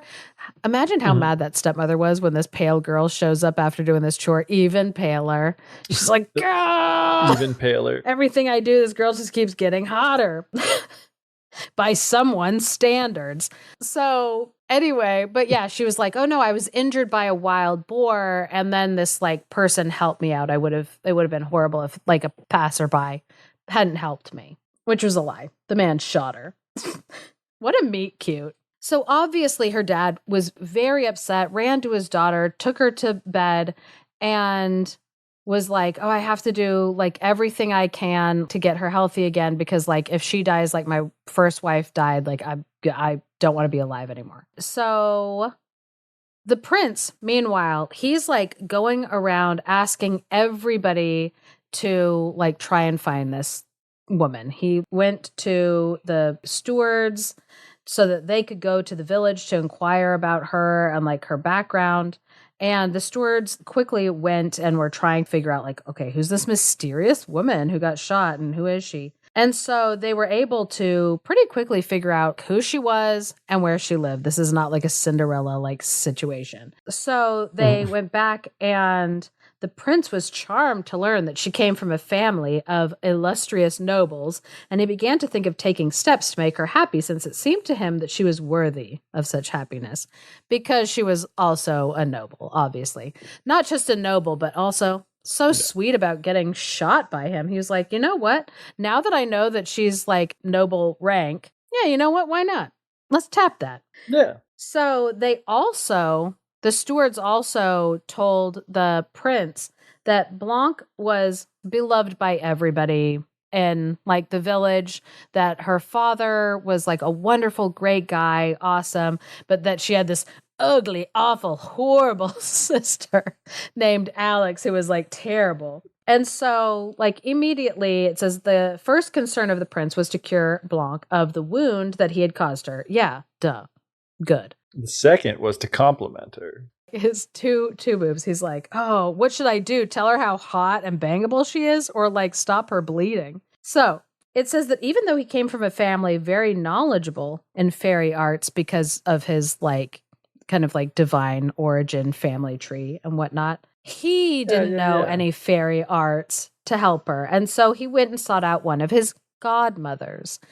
And in the French salons, like this idea of godmothers really took off because of the way that royal families were set up, and also in relation to people of the first estate, the clergy, where like the church, very, very important to the people, making sure that your child, even if you died, had somebody who could connect them like to the church and raise them up. And so, you know, it was very politically motivated who you would pick to be a godmother for your child. And so in this world of the stories where there are fairies, but it's happening basically in a land that's like an equivalent to the land that the people of the Salon are living in, godmothers were like godmothers of the current French nobility, except that you had the option of, instead of just picking a godmother for your child that had a slightly higher social standing than you, and so could kind of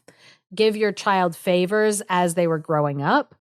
In the land of the stories, the contes de fées, the tales of fairies, your godmother could be a magical fairy who would help your child through life using like fairy magic. And so you have this idea of godmothers that is born that mirrors godmothers in non-magical times. And so this prince goes to his godmother, his fairy godmother. We're getting it. We're picking up. So he goes to his fairy godmother and is like, would you be able to help this woman that I shot? And because it says like in the story that it's not because she was a fairy that she could see this, but any person could see this, that the prince had fallen in love with this woman that he had shot. And so she agreed to help him, not just because he had shot this like person, but because he loved her. And so her name was Dulcicula. Dulcicula, the name of the fairy, went and prepared a magical balm that cured mortal wounds within 24 hours. So quick. Love it. So she put on the form of an old peasant woman, disguised herself as a peasant woman so that she could go to the door of the house and knock at, the house where Blanc lived. And the first person that she saw was Alex. And she said quite civilly in a country style that she had a wonderful secret and wanted to offer her services to the Marquis for his daughter. And Alex was like, what'd you say to me, you old fool? I believe that all the vermin of the village have become mad and are seeking to help this monkey-faced Blanc. I don't know why they're making such a fuss and running around so bewildered. That good beast is not even worth a box at the cemetery. A good sheepdog deserves a better spot for dying than she does. God dang, Alex, calm down. Jeez, Louise, be chill for 5 seconds. Somebody comes and knocks at your door and is like, oh, hi, I heard there's somebody like ill and I'd like to help my services because your dad's like an important person. And she's like, actually, My sister's a piece of dog crap and I hate her. Okay, chill.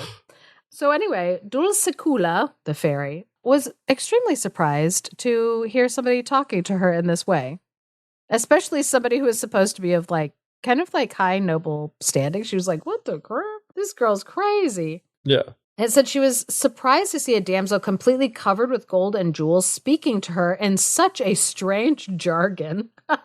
But this fairy, who was sweetness itself, was more upset by Alex's natural wickedness than by her boorish manners. And so she ended up basically just like breezing past Alex into the house, going up to where Blanc was laying down.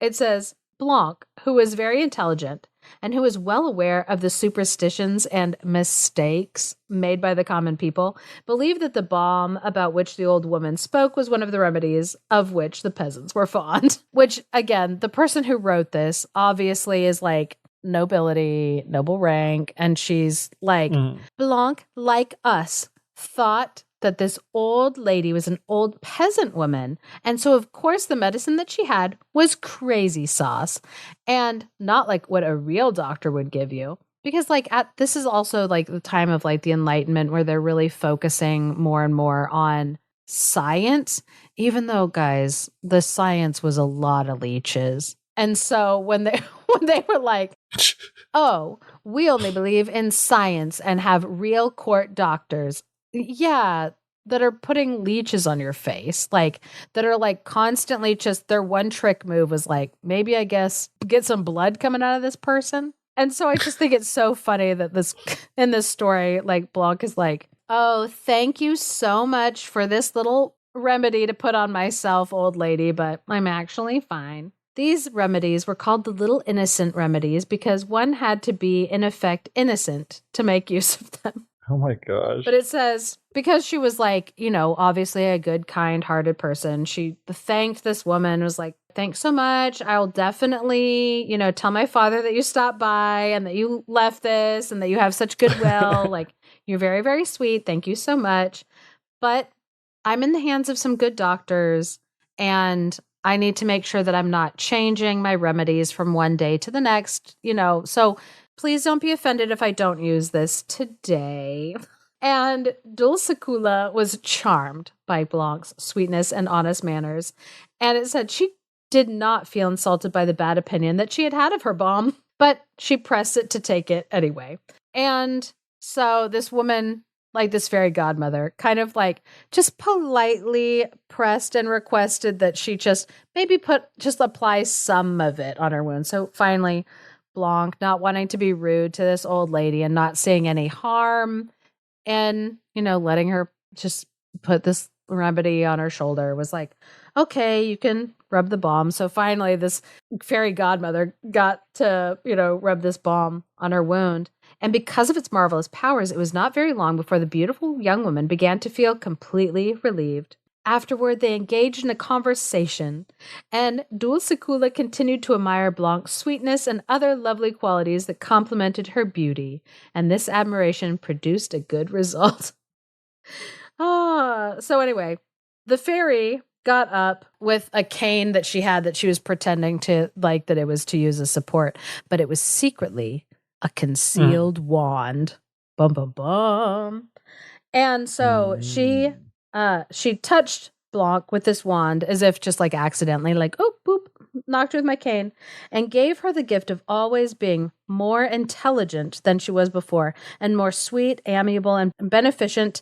And she also gave her the most beautiful voice in the world. So she was like, basically like tapped her and blessed her that she'd be more of the things that she already was. And then on her way out, she ran into Alex. But this goes well. Yep.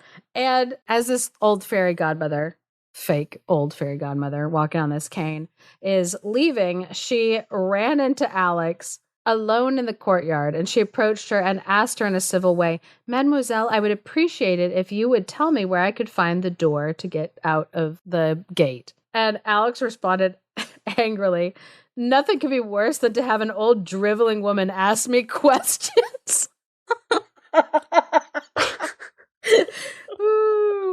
Love Oh man. my gosh. And so the fairy basically pretended to drop her cane so that she could whack Alex with the wand that was inside of it, and gave her the gift of always being hot-tempered, disagreeable, and spiteful. This was only to guarantee that she would keep the qualities that she already had. It says, indeed, right then and there, Alex became so enraged when the wand touched her that she thought of hitting the old woman. But instead, she unleashed a torrent of insults, and the fairy who had worked her magic simply retired. So, in the meantime, Blanc, she's feeling better and better already, and is oh my gosh, my shoulder feels almost healed. And she started to think about the pleasant manners and the good looks of the hunter that had shot her. She was now that I'm not in so much pain, and I'm thinking about that guy, I'm he was pretty hot. Dang. How do I find more of that guy? It seemed to her that she had never read in all her novels about a marvelous adventure like the one she had had. She would have liked to have known who the hunter was, but all her thoughts only amounted to a simple curiosity and wonder on her part. Do not believe that she had anything else on her mind. Otherwise, you would be doing her an injustice. Well, too bad I already was wondering. I already was speculating about what she was thinking about this guy. But I love this, never in her novels that she had read had she imagined such a cute meet cute for herself, getting stabbed by a hot man. Well, alrighty then. So, Dulcicula, the fairy godmother, she went back to the prince and was oh my gosh, Blanc was wonderful. She was so fantastic and amazing and great. You should think about possibly meeting up with her, marrying this girl. I think she's a keeper. So 24 hours later, because that's how fast this bomb works, Blanc was feeling perfectly cured, and her merciless stepmother immediately was well, now that you're feeling better, back to chores, woman. She's glad you're up and at 'em, feeling great after being stabbed. You better go out to that fountain and get me some water now that you're back up again. I'm geez, can't get one sick day. What is this, an Amazon warehouse? So she, did what her stepmother asked her to do because she's so good-natured, and she went out with a pitcher back to the fountain, and she saw a lady there who was radiant and who stood out more because of her grand air and grace than by her appearance, even though she was dressed in a magnificent and gallant manner. But no, that wasn't what drew the attention. It was the air at which she carried herself. So this lady approached Blanche and said to her, "My dear child, I would appreciate it if you would give me something to drink." Now we're back to where we thought the story was going when she was at the fountain and got chased by a boar and then stabbed by a man. Now we're at the fountain, and there's this beautiful woman who's "Hey, can I have a drink?" And Blanc was "Oh, glad you're not a man here to stab." No, just kidding. She was "Oh, I'm so sorry. I didn't think to carry a cup down here with me. All I have is the jug. Would it be okay if you drank out of the jug? I mean, maybe not. It doesn't seem appropriate. You're so nicely dressed. I would hate to make you drink out of a jug. That was probably a dumb question. I shouldn't have asked." She's so cute. "I can only offer you water in this jug, which is not appropriate for you." But Blanche leaned over the side of the fountain and pulled the jug up with care and offered it to the lady, and the lady drank the water and was "Oh, that was so lovely. Thank you, Blanc. That was so great. You're fantastic. Love your manners. They're great." And so they had an engaging conversation and covered 1,000 pleasant and fine topics that Blanc was not at a loss to discuss. And so this lady at the fountain, who was different from the other fairy godmother, was able to divine that this girl was someone special. And this fairy also has a name, and it was Eloquenta Nativa, which means born eloquent, which I'm wow, very heavy-handed there with this fairy's name, Eloquentia Nativa. And the author is "This name may appear to some people to be somewhat strange, like a Greek name, but as you can very well see, it is a Latin name. However, whether it is Greek or Latin, it does not matter. For all the fairies have unusual names." Yeah, this one had a better one than what was it, Dequulcia? Dulciculta. Yeah. So after they had this very pleasant, beautiful conversation, the wise fairy put her hand on Blanc's head and gave her a present. From now on, each time that Blanc finished speaking, thank goodness, when she finished speaking. Pearls, diamonds, rubies, and emeralds were to come out of her mouth, which, even if I was done saying what I was, because I'm like, can you imagine me just being like, and that's how my day was. Just like a fistful of coins. But yeah. But it is better. It's an improvement. A slight improvement. So anyway, she gave her that. Then the fairy said goodbye to this amiable damsel who returned calmly to her house carrying the jug full of water. So once Blanc got back to the house and handed the pitcher of water to her stepmom, she said, "The kindest lady that I've ever seen came there, and I gave her some water." And while she spoke those words, of course, pearls and whatnot poured out of her mouth. The Marquise was like, "Oh my gosh. Where did that come from? What is going on? Tell me everything now, please." So Blanc was like, of course, told her eloquently and innocently all about the encounter with the lady, about the conversation that she had had with the admirable stranger.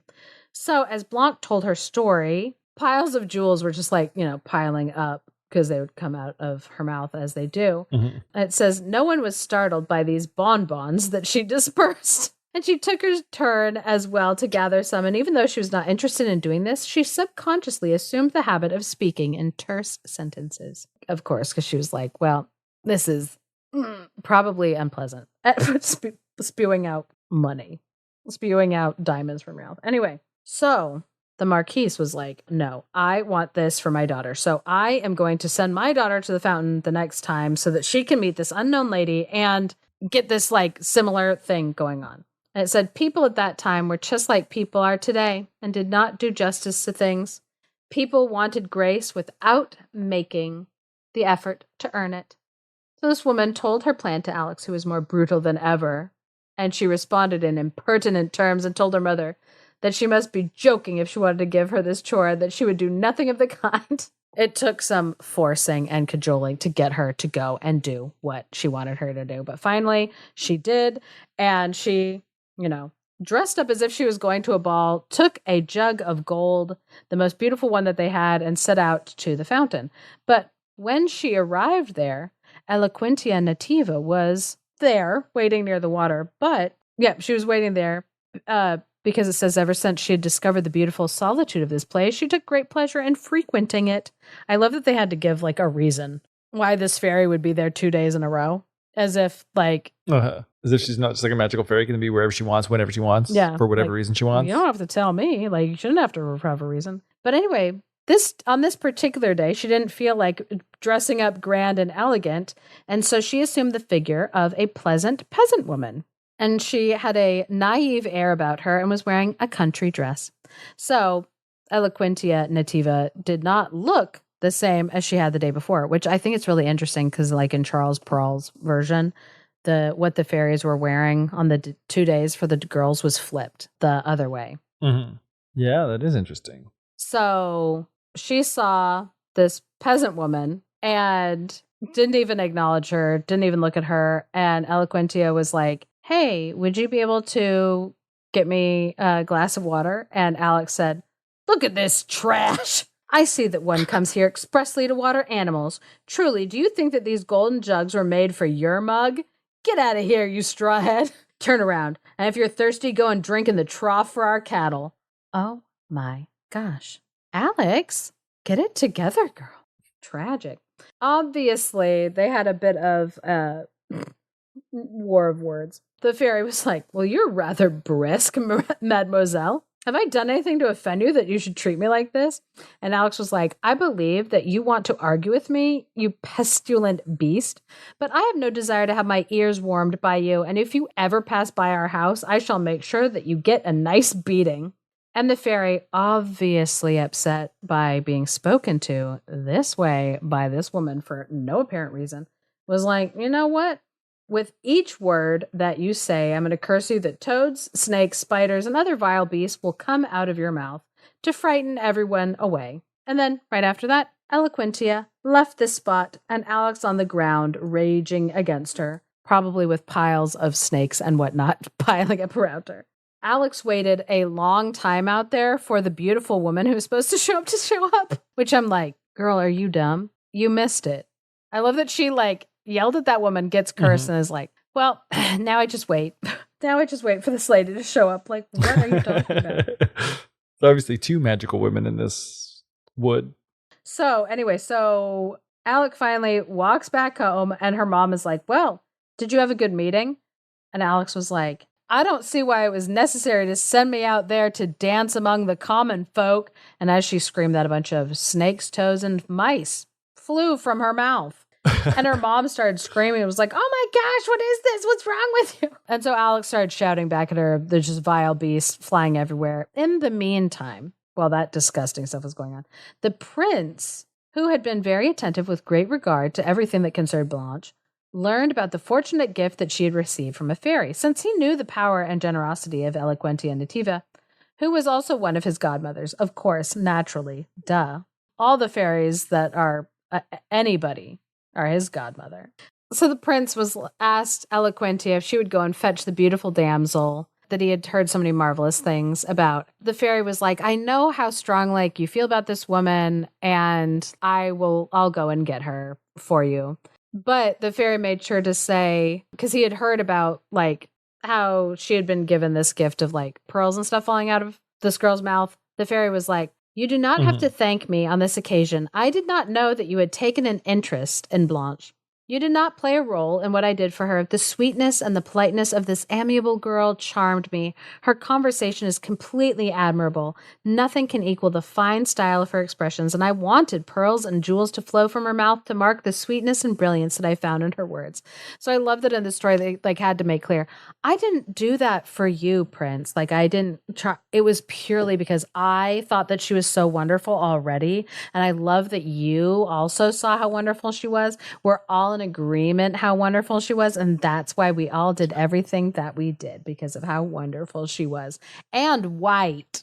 So anyway, the prince was so happy to hear like all other people talking about like all of her admirable qualities and how great she was and how like fantastic, because he was like, oh yeah, I really found a good one. So Eloquentia Nativa went to Blanc's father so that he could ask for so that she could ask the father for the daughter for the prince. And when she got to the house, there was a big group of people that had crowded around the house. The magnificent things that flowed from Blanc's mouth had attracted more people than the things that came from the mouth of any great speaker in Parliament, as beautiful as they may be. The people were right. It is more pleasant to see precious gems come from the beautiful small mouth of Blanc than to watch the creamy words that come from the big mouths of thunderous orators who at one time had been so popular in Athens. Which I'm like, this unnecessary like dig towards like men in Athens, the like ancient orators of Athens, which again, it's got to show how knowledgeable they are. Like, on that. oh, it doesn't matter what the ancients said, because this is more beautiful still, this like common woman. Eloquentia came and put Blanc in a carriage and took her to court so that the prince could demonstrate his tender feelings towards her. And so, of course, father, overjoyed that his daughter was going to be so taken care of and admired in court, and no longer did he have to suffer from the whims of his wife. She did not dare to cause him grief after the elevation of his daughter. The envious Alex, who had always been driven to despair by anything that made Blanche happy, had even more to suffer than her mother or anyone. She left her mother's house in rage and wandered from province to province, where she was the object of aversion and rejected by everyone. Finally, after having suffered a great deal, she died of misery in some bushes, while Blanc triumphed. Indeed, the beautiful Blanc's happiness lasted her entire life, which was very long. Her fate and the fate of Alex only prove what I had first proposed in this tale. Sweet and polite language is worth more than a rich dowry.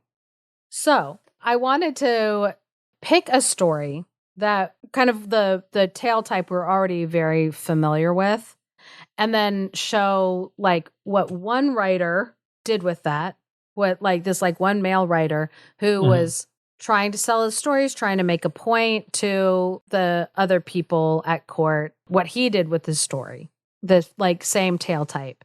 So then I could show the difference of that simple tale type with some of the French Salons that were writing. I wanted to show what the French Salons, what the women in court, at this time period were doing with these stories and these tales, because what happened with a lot of these stories is that because they were women who wrote them, because sexism isn't new at all, like the work of these women was often really undervalued, unappreciated. And then when it came time to kind of revive like the stories and see what financial opportunity would exist for like some of these tale types, a lot of these stories were taken, condensed down more, and also stripped of the authors that had wrote them so they could be compiled into a book. And there was a book that was created that was called Bibliothèque Bleue, the Blue Library. And it was a book that was circulating in the 1700s, like the mid 1700s. And a lot of people were then reading those stories, which again were the stories that had come out of like the French Salons, but distilled back down. And then those stories were being read to families, read to children, unconnected to their authors. And then when the Brothers Grimm were collecting their stories and trying to create a German national identity, and they wanted to do that by collecting like tales of the folk.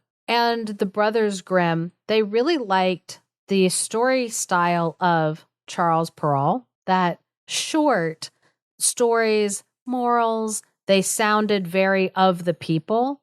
And they liked that. They wanted to make a book that was like very similar to that, but by collecting folk tales of people from the folk. But as they were collecting these tales, a lot of people have like the misconception that the Brothers Grimm were going around the countryside, like recording people telling stories or writing down stories as people told them to them. But no, it was a lot of aristocrats and a lot of women of a noble class.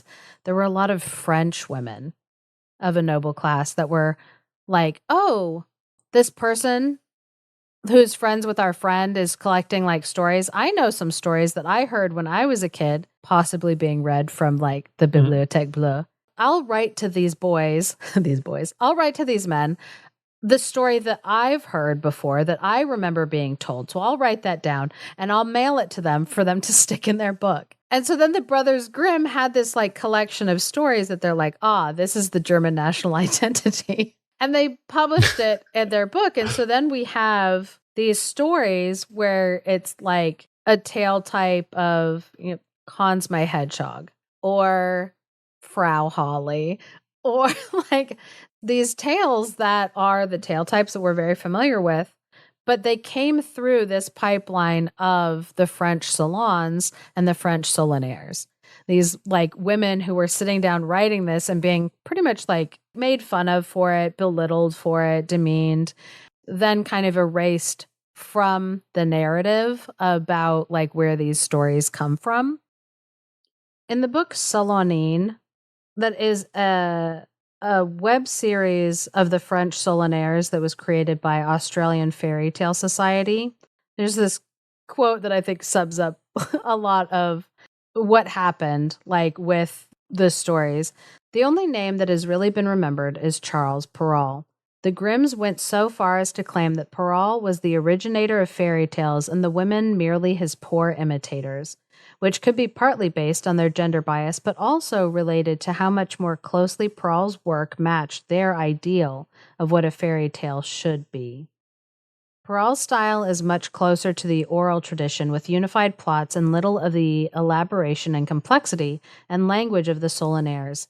His heroines are passive, helpless creatures praised for their beauty, modesty, and quiet obedience, suffering and learning from their mistakes. Perrault's work was also much more adaptable for the new audience of child readers who, by the 19th century, were assumed to be the target audience for fairy tales, whereas the Solonnaires had composed exclusively for adults. And so it's super fascinating to look in and peek in at the writing that these women were doing to see how different it was from how we think about stories that were collected today. So another quote from the book Salon that I really like, it says, "To keep alive the fairy tales that the Solonaires created, with all their layers of critical intention, historical meanings, ingenuity of plot, and beauty of imagery, they need to be retold for a new audience." And so hopefully we were able to do a little of that today and in episodes to come.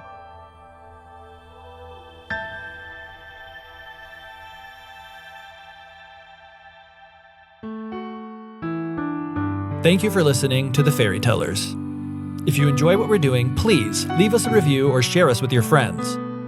For access to exclusive bonus content, consider supporting us on Patreon at patreon.com/thefairytellers. Special thanks to Andy Forey for our music and to Clarice Inch for our artwork. And of course, a big thank you to all our patrons.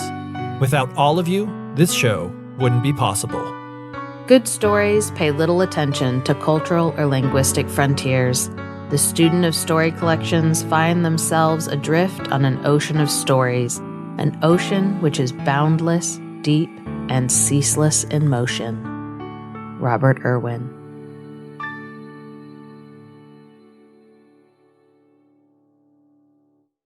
Most women only enjoy reading because they enjoy laziness and the trivial. Everything that requires a little effort tires and bores them. They amuse themselves with a book in the same way they play with a fly or a ribbon. So does it astonish you that tales and little stories are popular? That's a great one to end our podcast that with. should be like in our outro.